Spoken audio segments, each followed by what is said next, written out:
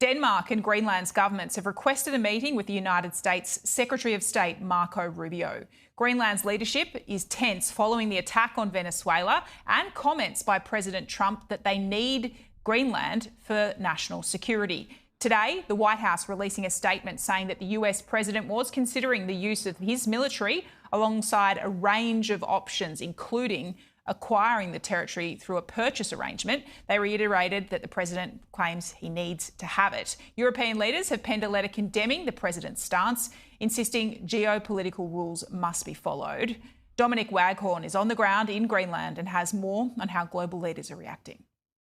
They think they've seen this before, but I think there is a greater sense of unease and fear. Their politicians, both here but also in Copenhagen, are openly really worried about this and condemning Donald Trump.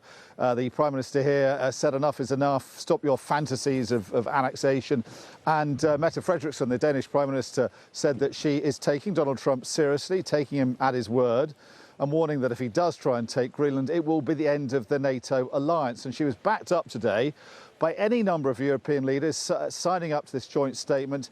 They have bent over backwards not to offend Donald Trump as much as they have tried for the last year or so, because they don't want to offend him over Ukraine, but they felt they had to draw a line today, producing this joint statement, which is effectively warning an ally not to attack another ally. A completely extraordinary state of affairs and a new low in transatlantic relations.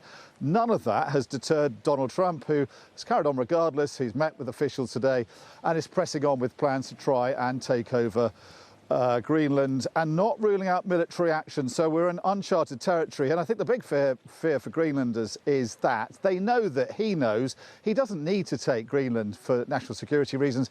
He's got a base here, and under a treaty in the 50s, he can build as many bases as he wants. He doesn't need to take it over to take minerals from here. He can send in companies to extract minerals as much as he wants as well. Their fear is that he's doing this purely for sort of imperialist reasons. He wants to be the first president for decades to expand the borders of America, and I think they fear that he feels emboldened. He's got his pecker up after what he's done in Venezuela, and he wants to take the next move, and they fear that they will be next.